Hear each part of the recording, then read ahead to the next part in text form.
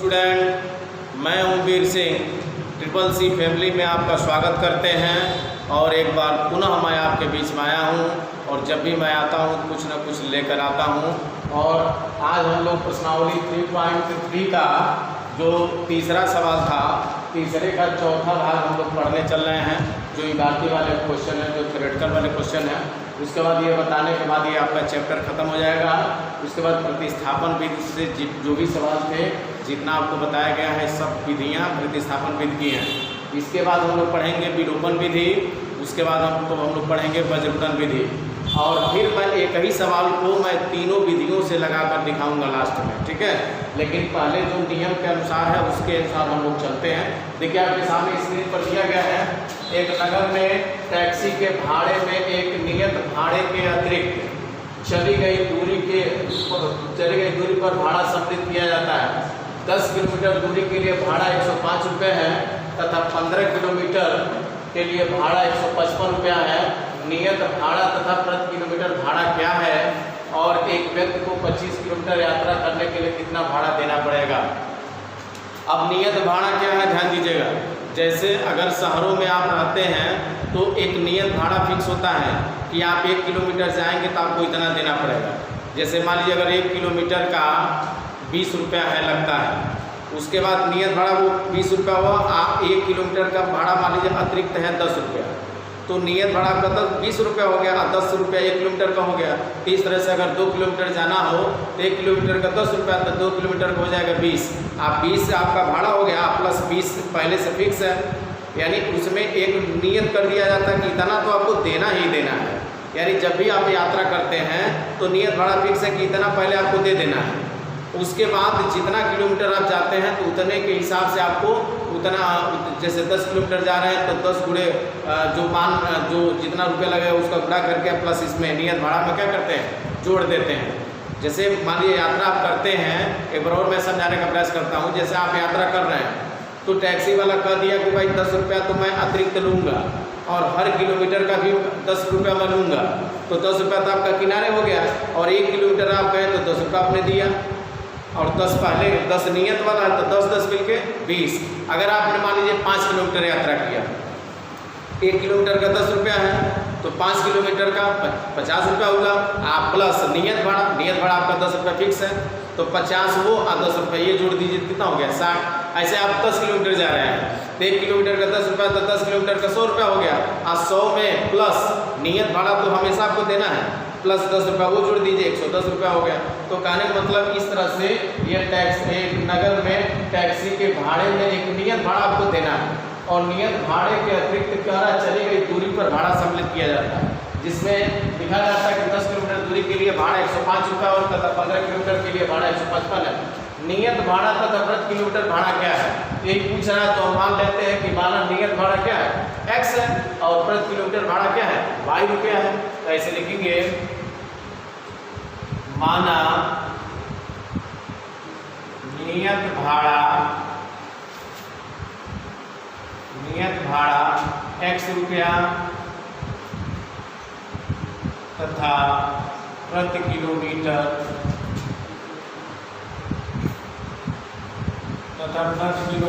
भाड़ा y रुपया है। ये जो यही पूछ रहा था तो हमने मान लिया, क्योंकि हमको जानकारी नहीं था तो हमने मान लिया कि माना और फिक्स मैंने होता है नियत भाड़ा। माना और नियत भाड़ा क्या था, 100 रुपया था और प्रति किलोमीटर भाड़ा कितना था, y रुपया था।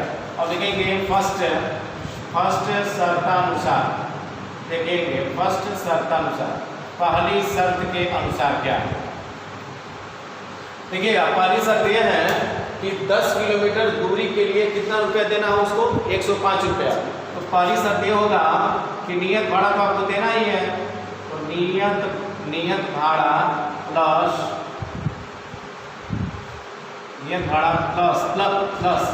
10 किलोमीटर दूरी के लिए भाड़ा, 10 किलोमीटर दूरी के लिए भाड़ा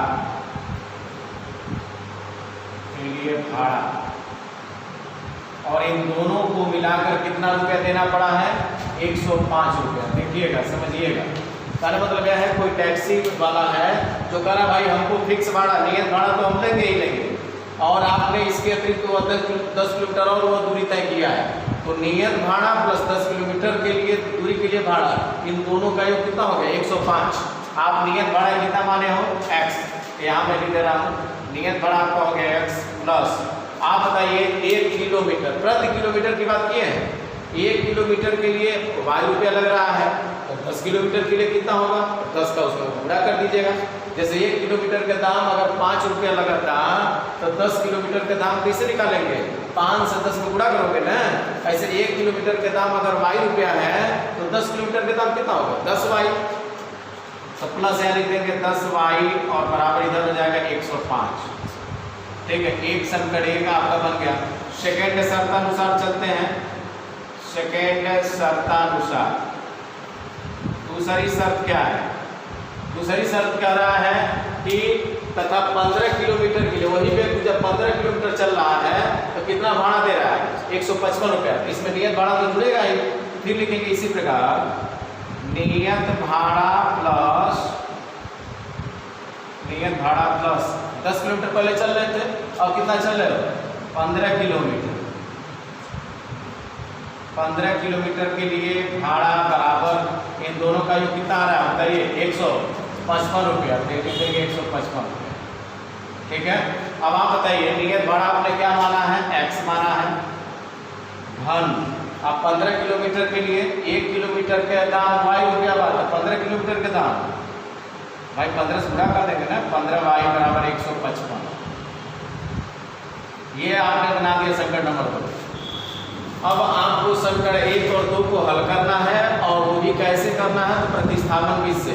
तो समीकरण 1 को टच कर सकते हैं, और समीकरण 1 को जब टच करेंगे तो x का मान या y का मान इन दोनों में से किसी एक को निकालिएगा और वह मान उठा के इसमें रख दीजिएगा, जिससे अगर आप x का मान निकालते हैं तो y के मान यहाँ से निकल जाएंगे, या y का मान निकालते हैं तो y की जगह रखेंगे तो x का मान निकल जाएंगे। ठीक है, तो किसको हम टेस्ट करें, कहिए तो ये यहाँ मैं समीकरण 1 को टेस्ट कर दे रहा हूँ।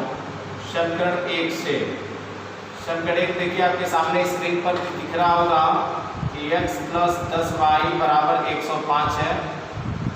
अब ये 10y को 75 कर देते हैं तो x बराबर हो जाएगा 105 माइनस 10y हो गया, ये हो गया समीकरण नंबर 3।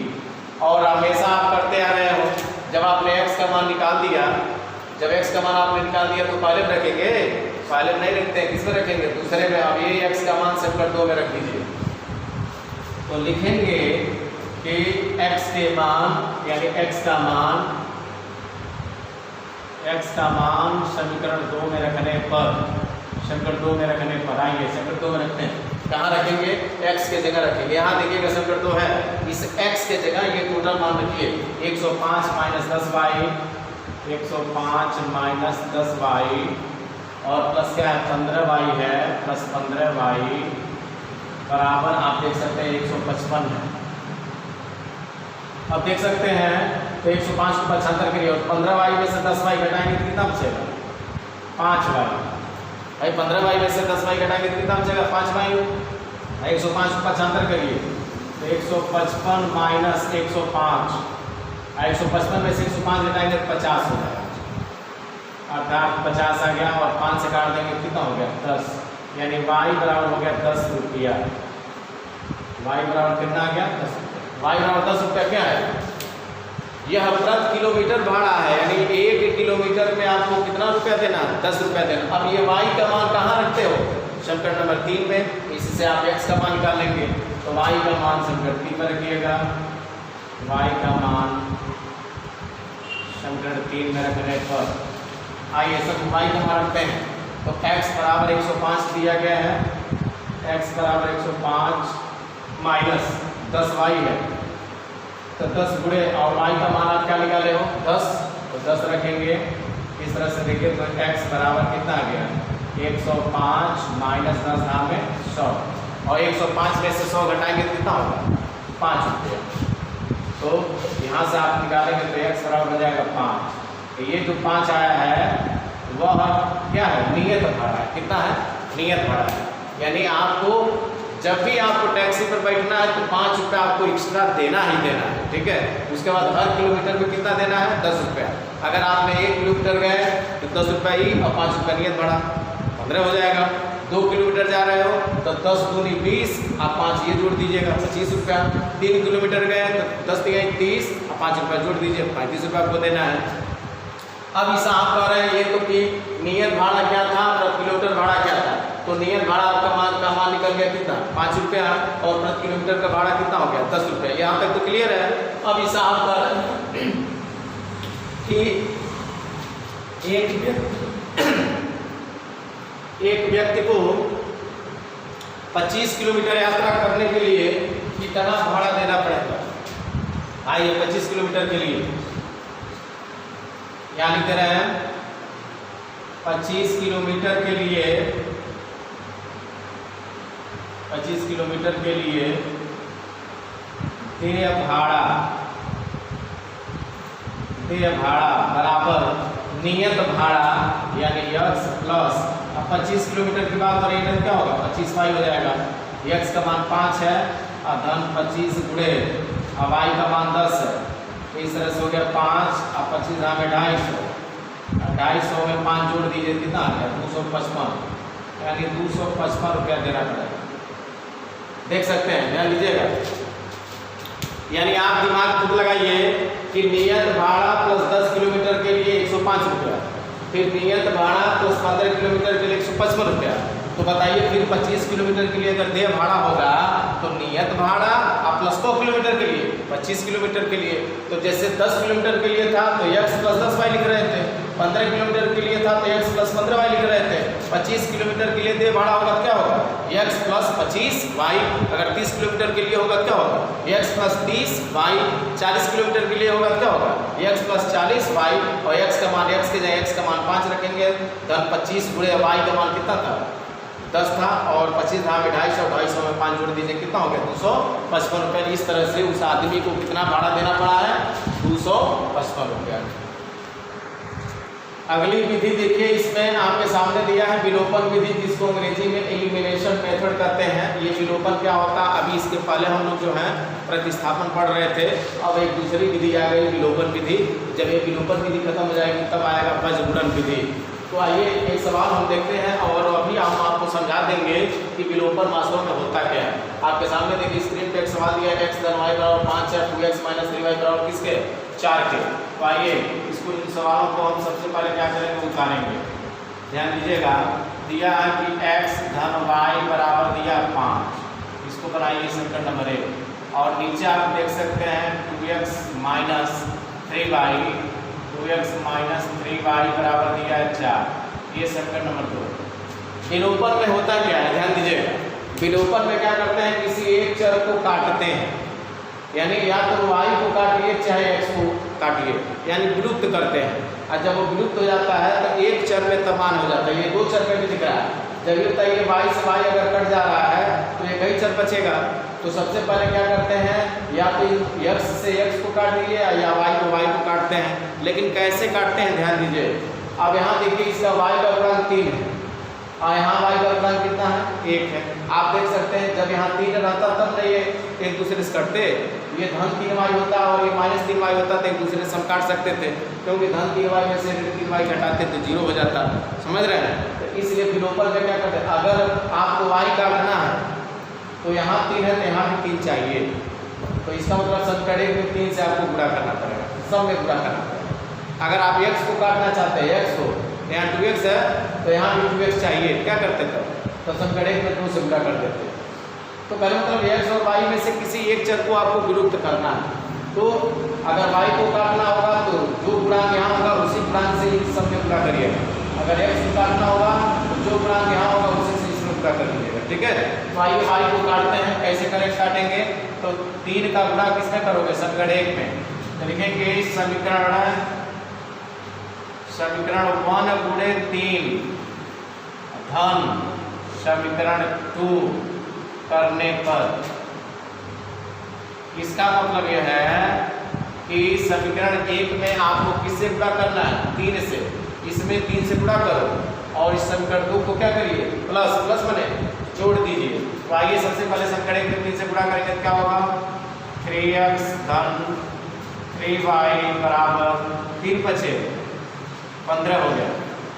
इसको संकट 2 में कुछ संकट प्लस का जोड़ना है ना, तो इसको जैसे था वैसे उतार दीजिए। 2x माइनस 3y बराबर कितना हो गया 4। देखिए जोड़ने पर चिन्ह नहीं बदलते हैं, अगर यही लिखते माइनस करने पर, माइनस मैंने घटाने पर, तो सारा चिन्ह हम बदल देते हैं। ठीक है, जोड़ रहे हो तो चिन्ह नहीं बदलेगा। तो धन 3y से माइनस 3y क्या हो गया, कट गए। 3x और 2x मिलकर कितना हो गया 5x। अब देखिए 15 4 कितना हो गया 15 नहीं, यहाँ 15 है ना, 15 और 4 कितना हो गया 19। 15 4 19 हो गया। यहाँ से अगर हम x का मान निकालेंगे तो क्या होगा 19/5 हो जाएगा। ये आपका x का मान निकल, आप देख सकते हैं x का मान निकल गया। फिर से समझने का प्रयास करिए। हमने किया क्या है कि इस 3 से, क्योंकि यहाँ 3y था और यहाँ 1y था, तो यहाँ 3 है तो यहाँ भी 3 चाहिए। तो 3 कैसे आएगा, जब संकट 1 में 3 से गुणा करेंगे तो संकट 1 में 3 करेंगे धन संकट 2 करने पर, तो संकट 1 में समय 3 से गुणा करो 3 1 कम 3 3 1 कम 3 3 5 15 और संकट 2 को उठा के 10 नीचे 2x माइनस 3y बराबर 4। देखिए जोड़ने पर चिन्ह नहीं बदलता है, तो 3y से 3y कट गया, 3x 2x मिलके 5x बराबर और 15 4 कितना हो गया 19 और x का मान निकालेंगे 5 गुणनफल रूप में, तो इधर आएगा क्या होगा बटे। अब इसमें क्या करिए, इस x के मान को दोनों समीकरणों में किसी एक समीकरण में रख दीजिए, आपका y का मान निकल जाएगा। x का मान किसी एक समीकरण में रख दीजिए। तो आइए समीकरण 1 में ही रख देते हैं, तो लिखेंगे x का मान समीकरण 1 में रखने पर, समीकरण 1 में रखने पर ध्यान दीजिएगा, समीकरण 1 में रखो x जहाँ होगा वहीं रखना है। क्या 19/5, तो लिखेंगे 19/5 धन y 19/5 x के जगह रखेंगे 19/5 धन y बराबर किसके हैं 5 के। अब हमको y का मान निकालना है, तो ये 75 हो जाएगा। तो y बराबर देख सकते हैं 5 माइनस, ये धन है ना, इधर जाएगा क्या होगा माइनस, तो 19 कितना होगा 5। अब आप देख सकते हैं लॉसर लेंगे, इसके बटे 1 मांगिएगा, 5 और 1 का लॉसर क्या होगा 5 लिखेंगे, 5 का इसमें गुणा करेंगे तो 5 25, अब माइनस 1 का 19 में करेंगे तो माइनस 19, 25 में से 19 घटा दीजिए, 25 में से 19 घटाएंगे कितना आएगा 6 आएगा। तो 6 बटे कितना हो गया 5। ये y के मान हो गए, ये x के मान हो गए। ठीक है, तो इस तरह से ये आपका होता है विलोपन, यानी किसी एक को काटना है आपको, चाहे y को काटिए चाहे x को काटिए। अगर y को काटना है तो 3 से गुणा करना है, अगर x को काटना है किससे गुणा करते थे 2 से गुणा सब में करते थे। ठीक है, अब इसी सवाल को इसमें ये भी कहा है, ये प्रश्नावली का 3.4 का जो है ये पहला सवाल था। अब कह रहा कि एक ही सवाल को आपको विलोपन विधि से भी हल करना है, विलोपन विधि से आपके सामने रिजल्ट है, और इसी सवाल को कह रहा प्रतिस्थापन विधि से भी हल करिए। तो आइए विलोपन विधि हमने समझा दिया, इसी सवाल को अब प्रतिस्थापन विधि से समझाते हैं। प्रतिस्थापन विधि, प्रतिस्थापन विधि ध्यान दीजिएगा। प्रतिस्थापन विधि में क्या करोगे, इस सवाल को संकट x उतारते हैं, संकट x से क्या है भाई, संकट x का मान क्या था x और y बराबर 5, तो यहाँ से x का मान निकालो चाहे y का मान निकालो, किसी एक का मान निकालो। तो संकट x क्या है आपका, आप देख सकते हैं x और y बराबर 5 है, तो यहाँ से किसी एक का मान निकाल लेते हैं। चलिए x का मान निकालते हैं, तो y 75 होगा, तो 5 माइनस क्या होगा y, इसको आप बना लीजिए संकट नंबर 3। संकट 1 को हमने टच किया, संकट 2 आपके सामने है, तो संकट 1 को टच करने के बाद x और y बराबर 5 था, तो यहाँ से हमने x का मान निकाला तो y 75 होगा 5 माइनस 1। अब इस संकट 3 का मान किस में रखते हो, संकट 2 में, तो लिखेंगे x का मान संकट 3 से संकट 2 में रखने पर, संकट 2 में रखने पर, आइए संकट 2 में रखते हैं, x के जगह रखना है 2 गुणे, लिखेंगे 2 गुणे x का मान क्या है 5 माइनस y, ठीक है, माइनस 3y, माइनस 3y बराबर कितना है 4 है। आप देख सकते हैं 2 से अंदर गुणा करोगे तो 5 10 माइनस 2y माइनस 3y इधर है बराबर 4 है। अब आप देख सकते हैं माइनस 2y माइनस 3y मिलके -5y, और इधर देखेंगे 4 है और ये 10 है, इधर जाएगा क्या होगा -10 होगा। इस तरह से देखिए तो -5y बराबर हो जाएगा -6, और माइनस से माइनस आप काट सकते हैं तो y बराबर हो जाएगा 6/5। क्योंकि y का मान देखिए 6/5 आया कि नहीं, आप देख सकते हैं यहाँ भी y का मान 6/5 आया था, और इस मेथड से भी y का मान कितना आ गया 6/5। जब y का मान आ गया तब क्या करते हो, इस y के मान को कहाँ रखते हो, समीकरण 3 में। प्रतिस्थापन यही कहता है ना, तो लिखेंगे कि y का मान समीकरण 3 में, y का मान समीकरण 3 में रखने पर आइए रखते हैं तो यहाँ हो जाएगा x बराबर 5 माइनस, अब y की जगह क्या रखोगे 6/5, यहाँ 6/5 रखेंगे, और जब हम 25 में से 6 घटा दीजिए तो 25 में से 6 घटाएंगे तो 19 हो जाएगा, 19/5। आप देख सकते हैं कि x का मान वहाँ भी 19/5 आया था और x का मान यहाँ भी 19/5 आया था।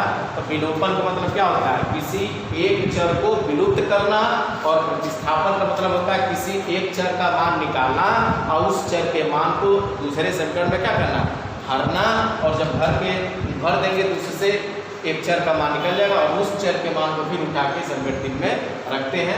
यही आपका ये प्रतिस्थापन हो गया, और यही क्या है, विलोपन है। विलोपन में एक दूसरे को किसी न किसी एक चर को काटते हैं, और जबकि प्रतिस्थापन में एक चर का मान निकालकर दूसरे चर, एक चर की सहायता से दूसरे चर का मान निकालते हैं। ठीक है, देखिए आपके सामने मैं 3 सवाल और इसमें नोट किया हूँ। पहले भाग का है ये। दूसरा सवाल दिया है कि 3x - 4y = 10 तथा 2x - 2y = 2। इनको भी आपको विलोपन से भी हल करना है और प्रतिस्थापन से भी हल करना है। तो विलोपन प्रतिस्थापन आपको एग्जैक्ट समझ में आ रहा होगा। अगर देखिए, अगर ये आप देख सकते हैं 2 2 2 इधर भी 2, तो 2 कॉमन ले लेंगे आप तो 2 से 2 ये कट जाएगा, तो ये मिलेगा क्या, x - y = 1 के। क्या बचेगा, x - y = 1 के। यहाँ -y हो रहा है ना, यहाँ कितना y है, 4y, तो 4 से इस समीकरण में गुणा करके क्या करिएगा, जोड़ दीजिएगा, प्लस, यानी दोनों को समीकरण, इसमें समीकरण 2 बना के लिखिएगा समीकरण 2 में 4 का गुणा करने पर तो 2 सब कट ही गया है, यानी जब 2 एक सब कट जाएगा, ऐसे कुछ कटेगा तो ये क्या मिलेगा, x - y = 1 के। अब आप बताइए, आप y को काटना चाहते हैं तो यहाँ y कितना है, 4 है, यहाँ y कितना है, 1, तो 4 से क्या करिए, इस समीकरण 2 में गुणा कर दीजिएगा, तब जो 4y से 4y क्या हो जाएगा, कट जाएगा। करने वाले इन दोनों को जोड़ लीजिएगा। ठीक है, आइए अब ये आप लोगों के लिए होमवर्क दे रहे हैं। अब तीसरे सवाल की तरफ हम बढ़ते हैं, और तीसरा सवाल आपको बताते हैं कैसे लगाना है। देखेंगे तो 3x - 5y, देखिएगा -4 है ना, तो -4 को 75 कर दीजिए तो उधर जाएगा क्या होगा, +4, समीकरण नंबर 1। कोई दिक्कत यहाँ तक हमने किया गया है बाबू, 3x - 5y, 3x - 5y बराबर क्या लिख दिया, -4 था ना, इधर जाएगा क्या होगा, +4। अब आइए इसको लिखते हैं, 9x, ये देखिएगा धन 2y है, इधर भेजिए तो -2y होगा, और बराबर के उधर क्या बचा है, 7। ये हो गया समीकरण नंबर 2। यानी कहने मतलब यह है, जो कांस्टेंट है वो बराबर के इधर हो जाएगा, और जो दोनों चर हैं वो एक साइड में लिख दीजिएगा। तो 3x - 5y ये दोनों चर थे, एक पास ये है, और -4 था ना, उनका 75 करेंगे तो +4 हो जाएगा। और इसमें देखिएगा तो 9x था, एक चर इधर था, राइट हैंड साइड में था ना, तो इसको उठा के इधर भेज देंगे, तो 9x था, और धन 2y इधर जाएगा क्या होगा, -2y बराबर किसके बचा, अब यहाँ क्या बचा था, 7। ये समीकरण 1 हो गया, समीकरण 2 हो गया। अब आप इसको काटना चाहते हैं, अगर y को काटना है तो y का गुणांक 2 है, तो 2 से इस समीकरण में गुणा कर दीजिएगा। अब y का गुणांक है कितना है, 5, तो 5 से इस समीकरण में गुणा कर दीजिएगा। आप करने के बाद जब दोनों चीज़ें समान हो तो घटा लेते हैं, जब दोनों चीज़ें यहाँ प्लस प्लस हो तभी घटाएंगे, आप माइनस माइनस है तब भी घटा देंगे। यहाँ क्यों नहीं घटा रहे थे, क्योंकि एक चिन्ह प्लस था, एक चिन्ह क्या था, माइनस। तो जब अपोजिट चिन्ह होगा तो उस कंडीशन में आपको जोड़ना है, जब समान चिन्ह होगा तो उस कंडीशन में घटाना है, बस इतना याद रखिएगा। अगर एक प्लस प्लस रहता तभी हम घटाते, दोनों माइनस माइनस है तब भी घटाएंगे। क्या करोगे, y का गुणांक 2 है, y को अगर काटना है तो y का गुणांक 2 है, तो 2 से समीकरण 1 में गुणा करो।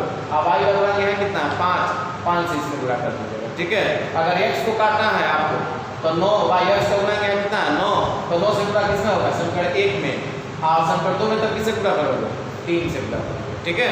यानी इसके गुणांक से इस समीकरण में गुणा और इसके गुणांक से इस समीकरण, यानी अपोजिट गुणा करते हैं, यानी इसका इसमें और इसका इसमें करते हैं, ठीक है।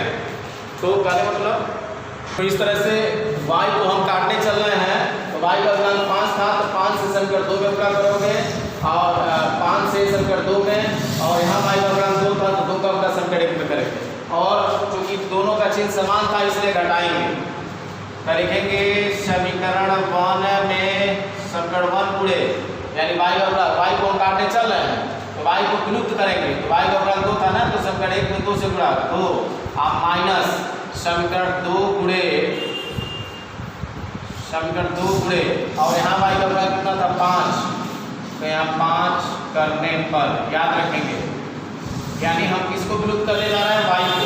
अब देखिए y को कैसे विलुप्त करेंगे, इस 2 से तीनों में गुणा करो, क्योंकि समीकरण 1 में किससे गुणा करना, 2 से, तो 2 से गुणा करेंगे तो 3 6x 2 5 10y बराबर 2 चौको 8, और समीकरण 2 में किससे गुणा करना है, 5 से, 5 9 45, और 5 दूनी 10y, और 5 से 35। उसके बाद क्या करना है, घटाना है, देखिए माइनस का चिन्ह लगाए, घटाने का चिन्ह बदलते हैं, ये धन था ना माइनस, ये माइनस क्या होगा प्लस, ये धन क्या होगा माइनस, ये धन 10y हो गया, ये ऋण 10y, ये दूसरे से क्या हो गया कट गए। अब माइनस 45 में 6 घटा दीजिए, तो ये हो जाएगा माइनस 45 में से 6 घटाएंगे, ये माइनस 39 होगा, माइनस 39x बराबर माइनस 35 में से 8 घटा दीजिए, तो माइनस 35 में से जब 8 घटाएंगे तो माइनस 27 हो जाएगा, माइनस 27, ठीक है। इस माइनस से इस माइनस को आप काट सकते हैं, तो x बराबर लिख सकते हैं 27, ये गुणनफल रूप में है, इधर जाएगा तो बटे हो जाएगा। अब आप इससे कट जाएगा, 3 9 27, ये 3 9 27 हो जाएगा, और 3 से ये काटेंगे, 3 1 कम 3, और 3 3 का 9, यानी 9/13 आ गया x का मान। अब आपने x का मान निकाल दिया, अभी से x का मान किसी एक समीकरण में रख लीजिए, तो लिखेंगे x का मान समीकरण 1 में रखने पर, समीकरण 1 में रखने पर आप देख सकते हैं, समीकरण 1 में रखते हैं, x का मान आपको रखना 9/13, क्योंकि 3 9 27, आप 3 से काटेंगे तो 13 3 39 होगा, ठीक है। तो 9/13 किस में रखना, समीकरण 1 में रखो, तो x की जगह रखना, तो 3 गुणे x की जगह रखेंगे 9/13, ध्यान दीजिएगा, 3 गुणे x की जगह क्या रखना था 9/13, माइनस 5y रखेंगे, माइनस 5y बराबर कितना है 4, ये 4 लिखेंगे, और ये देखेंगे तो इनका गुणा करिए, 9 3 की 27/13 माइनस 5y बराबर, यहाँ लिखा है 4 को 75 कर दिए, इसको उठा उधर, तो 27/13 हो गया, और धन 4 इधर आएगा क्या होगा -4, और है देखिएगा माइनस 5y इधर भेजिए क्या होगा प्लस 5y। भाई जब अंक इधर से उधर भेजते हैं तो चिन्ह क्या होता है, बदल जाते हैं, ये -5y इधर जाएगा क्या होगा प्लस 5y, धन 4 इधर आएगा क्या होगा -4, इसके बटे 1 मान के इसका लॉसा निकाल दीजिए, अर्थात लॉसा क्या होगा, यहाँ 13 होगा, इसका इसमें पूरा इसका इसमें, तो 1 से गुणा करोगे 27 होगा, और 13 का इसमें गुणा करिए, 13 चौक को 52 लिखिएगा, बराबर क्या होगा 5y होगा।